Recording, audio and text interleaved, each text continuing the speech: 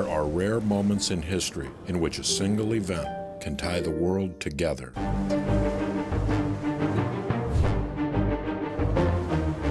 It's a story of commerce. It's a story of discovery. It's a story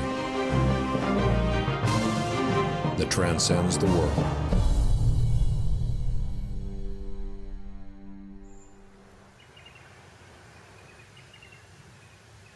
It was the summer of 1984, and I considered the work we were doing at Three Chop Village to be pretty standard archaeology. We divided the house pit into quadrants and assigned my students to quadrants, and they began to excavate. It was hot up there, and this redwood forest was full of mosquitoes, voracious mosquitoes. It was miserable. Well, that first afternoon, one of my students brought to me a handful of blue on white ceramics. They looked sort of vaguely oriental. And I thought, oh my God, the site's contaminated. The following day, we found a piece of ceramic that had been ground into a bead, and a piece of bottle glass that had been flaked into a projectile point, an arrow tip. I realized at this point that the story was far more than just a story of Pomo Indians on Three Chop Ridge. That began me on a quest that eventually transcended the world.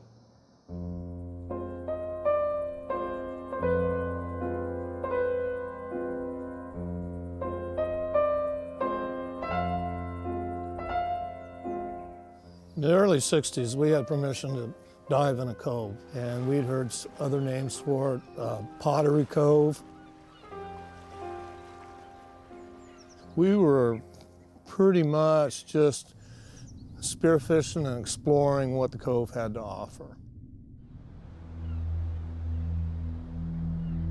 My father had a background. He was a deputy sheriff in law enforcement, investigating crime scenes and stuff. One of the dives out there, he had seen something that wasn't right. And on the way back, I think we were about 2/3 of the way back to Willows, and he says, there's rectangular shapes on the bottom, and they shouldn't be there. I think I found a shipwreck or something.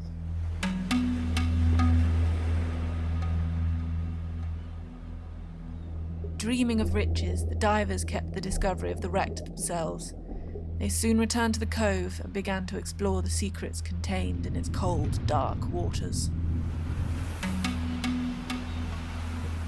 We made quite a few more dives on that ship and look around. We found cannons, parts of blunderbuss, a lot of broken shards of pottery. You're a young kid and you think, man, this is really something. And the worst part is you can't tell anybody. After about a week at Three Chop Village, we had a pretty good sample of fragments of blue on white pottery. And I still didn't know where they had originally come from, so I showed them to the local forest ranger. He looked at them and said, I've seen stuff like that from the pottery beach over by Casper on the coast. The ranger introduced Dr. Layton to the local landowners, who told them about a group of divers that had brought up items from the cove. Layton began to track down the divers in order to solve the riddle of the mysterious potsherds. Tom Layton tracked my father down and all the principals that were involved in the early efforts on this ship. Out of this bucket of sherds that a wreck diver had brought up, there were 2 sherds that fit together that were part of the side of a ginger jar. And the designs on them matched exactly designs on the sherds that we'd found at Three Chop Village. Well, this is exciting. I had a shipwreck, and if I could identify the shipwreck when it wrecked, I'd have an exact date. Then I found an article in the Daily Alta California in 1850 describing the wreck of a China trade vessel named the Frolic. The quest had finally revealed a name, a tangible piece of evidence that could now trace backwards in time. His search led him through hundreds of feet of worm-riddled paper records. This trail began in China and led to India. So I got the Bombay Times newspaper and started working my way backwards there. And I found, in fact, the article describing the Frolic's departure for China. And a key piece of information said, for China, Baltimore-built clipper, Captain Edward Faucon, cargo opium. That was wonderful. The further he dove into the story of the Frolic, the more he realized the vessel had many more secrets to tell. Once I knew that the Frolic had been built in Baltimore, I could find the master carpenter's report, and that was the Gardner brothers at Fells Point. I wanted to learn how vessels were built, and I wanted to know more about the Gardner brothers. And the best description I found of working in the Gardner brothers' boatyard was written by an African-American slave named Freddie Bailey. Well, Freddie Bailey later escaped, went north, got educated, and changed his name to Frederick Douglass, the most famous African-American of the 19th century.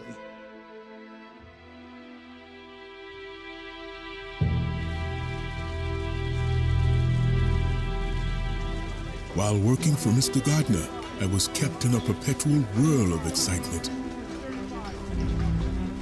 He was engaged that spring in building 2 large man-of-war brigs to be launched in July.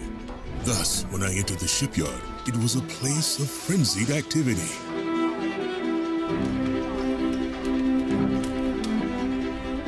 There was no time to learn anything before getting to work. My situation was a most trying one. At times, I needed a dozen pair of hands and was called a dozen directions in the space of a single minute.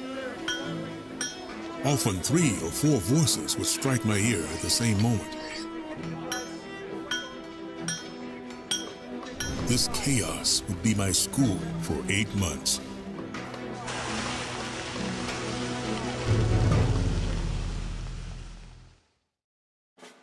The Gardner brothers specialized, among other things, in building Baltimore clippers. Baltimore clippers were a very specialized kind of vessel. They were built sharp. That means that they had a V-shaped bottom that would cut through the water. Merchant ships were built with a U-shaped bottom. They could hold a lot of merchandise, but they were very, very slow. So, Baltimore clippers had to carry very expensive cargoes to justify giving up all that cargo space. And by the 1840s, the Gardner brothers were building them for the opium trade.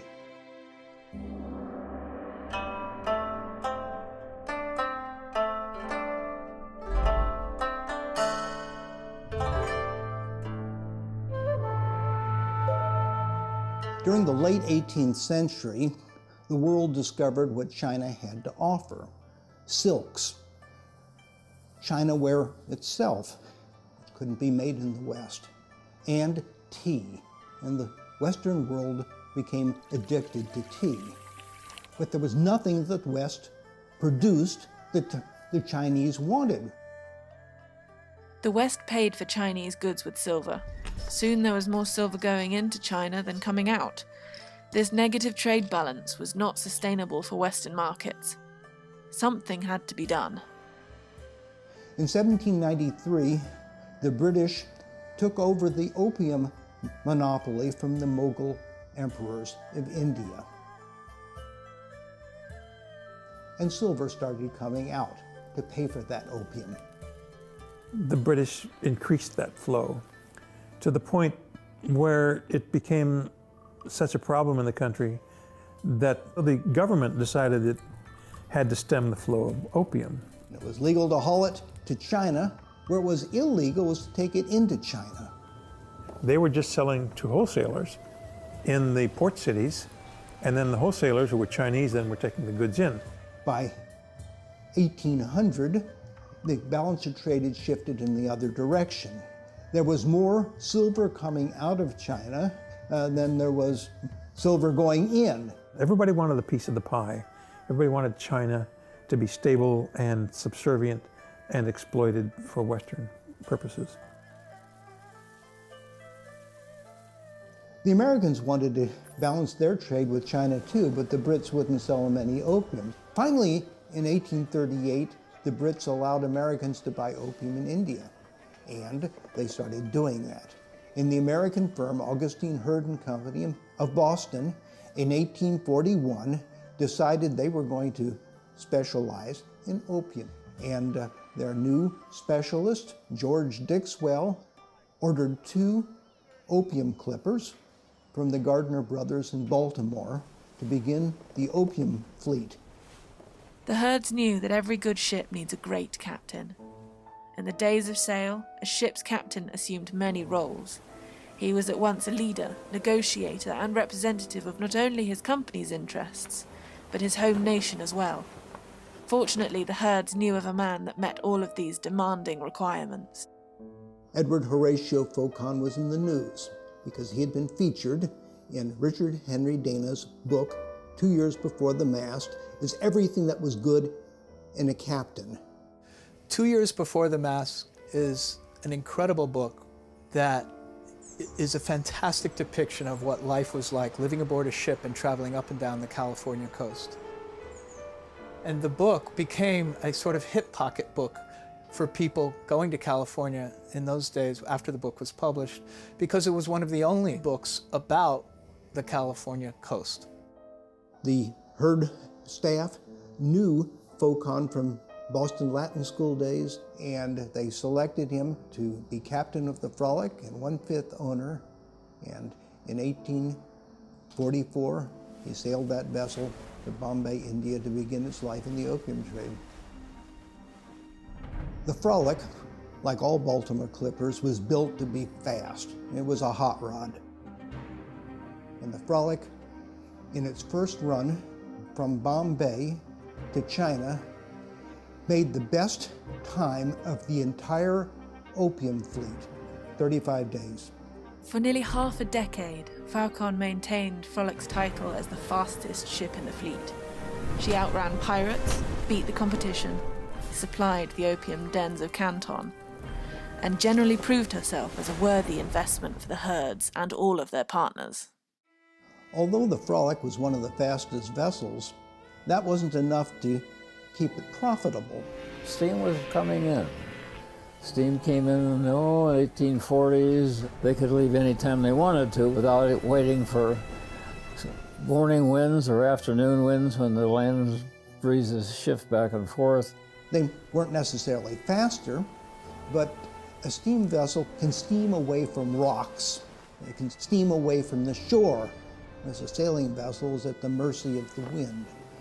Thus, the insurance rates were much lower for steam vessels than for sailing vessels. So the Frolic essentially went obsolete, and the Herd firm needed to figure out what they could do with this vessel. Wonderful for them, in California there was a gold rush.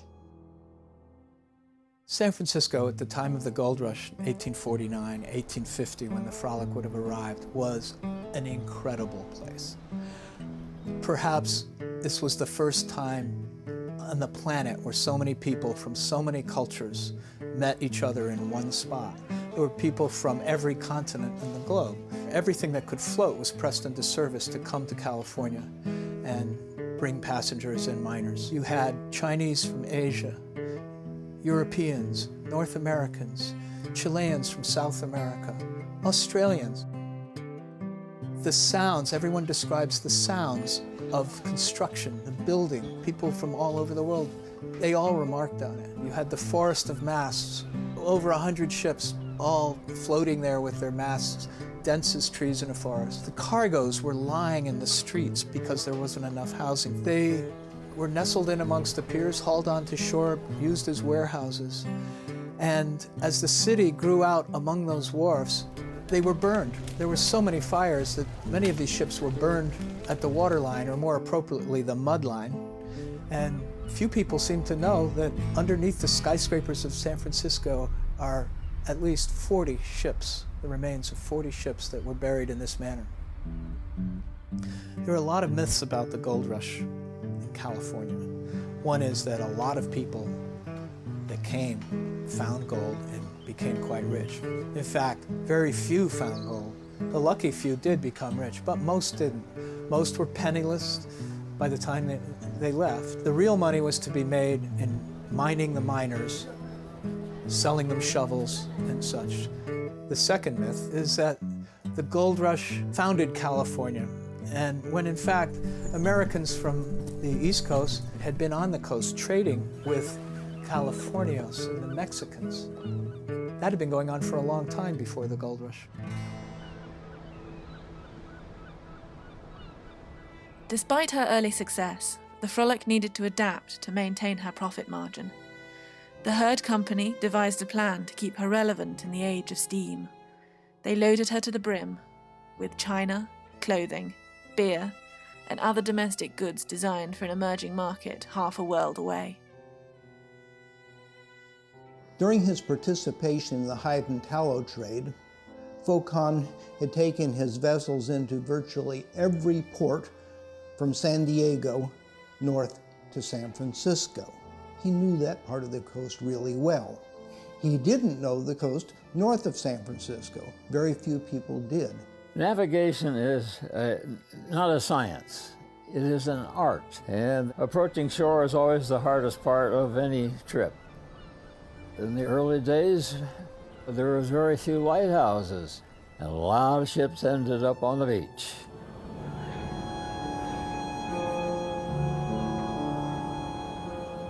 At 8 a.m. on June 10th, 1850, the Frolic pulled anchor and was piloted out of Hong Kong Harbor to begin its voyage to California. The 25th of July, 1850 was a fine, clear day at sea. There was a fresh wind from the northwest, and at 4 p.m. I deemed it prudent to close reef the topsails, furled the jib, mainsail and trysail, as we were rapidly running in towards the coast. As the sun began to set and the wind became more moderate, the faint outline of high land was seen at a very great distance, at least 50 to 60 miles. I pointed the land out to both officers who happened to be standing near the wheel. I checked course and determined our destination to bear southeast true 100 miles. Thinking the wind might soon freshen up, one reef was shaken out around 8 p.m. and the jib and mainsail set. It was my intention to run in towards the land under snug sail, and as the weather appeared to be perfectly clear and the coast a bold one, to approach, make the land and run down south towards San Francisco. At 9:30, the chief officer came below and said, "I think I see something to windward which looks like breakers." Not doubting that we were at least 60 miles from the coast, I replied, "Breakers? It's impossible." However, as soon as we reached the deck, I saw instantly the breakers. A moment after, the vessel struck stern on the reef and swung round hard against the swell alongside of the rock. The rudder went immediately, and the water was soon up to within a few inches of the cabin floor. My position was clearly seen to be hopeless, as the vessel was fast filling. The waterboats lowered, then crowded into them, and we abandoned the sinking brig for the beach.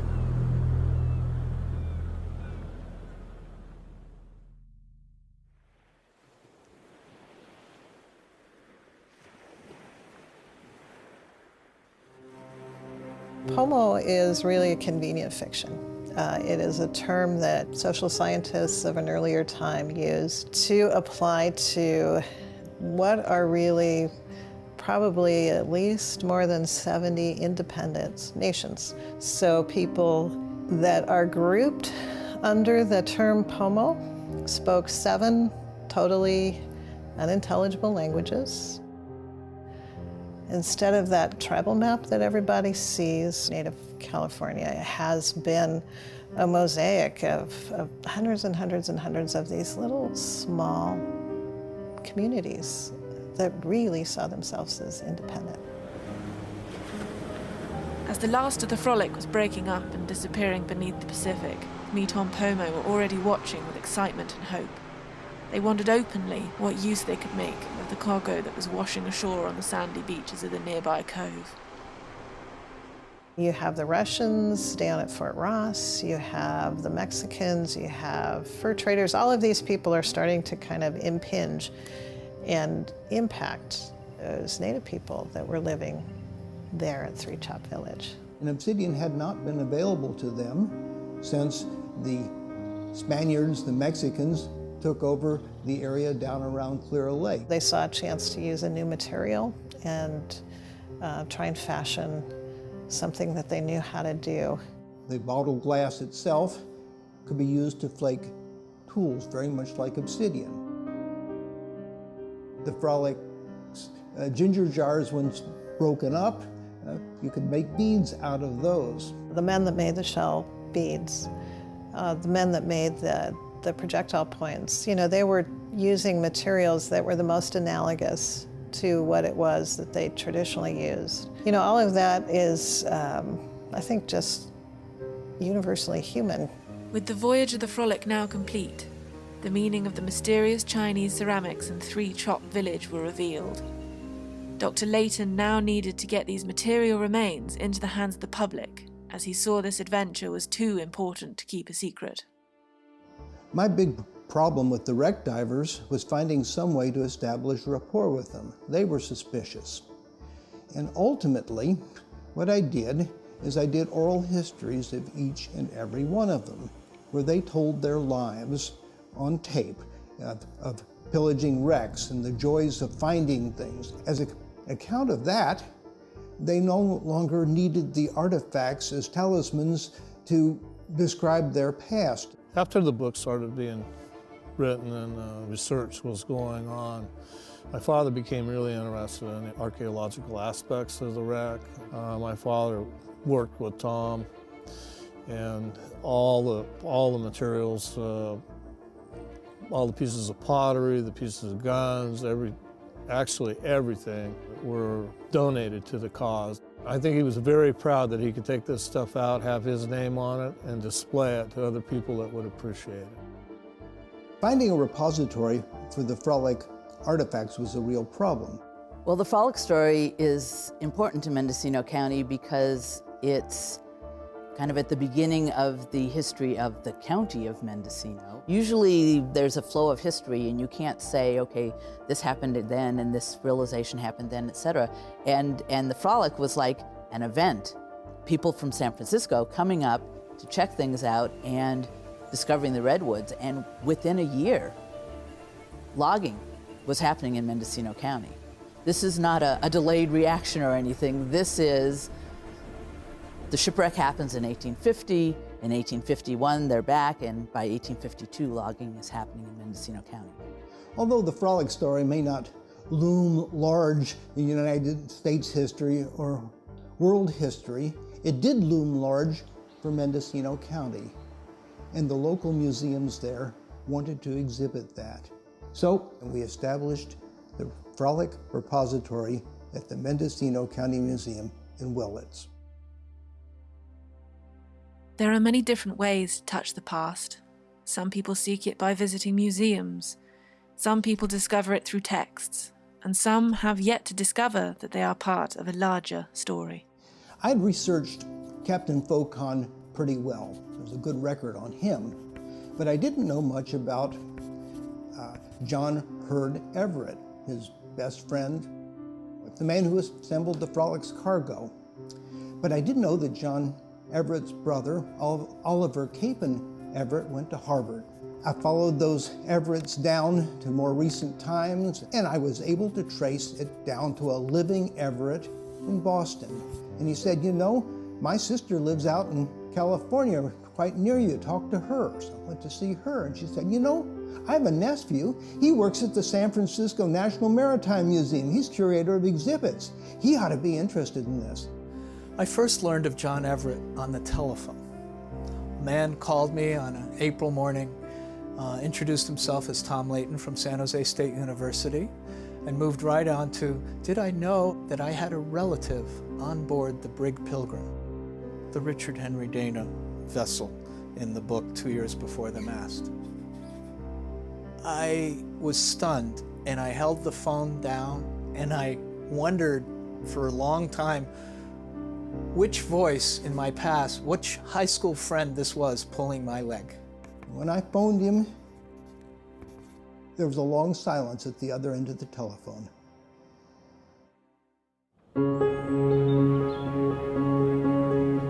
The Frolic Project is an example of what historical archaeology can do. It revealed a world system linking Boston merchants, Baltimore shipbuilders, opium producers in Bombay, smugglers on the coast of China, to entrepreneurs in Gold Rush San Francisco, and to the Metom Pomo.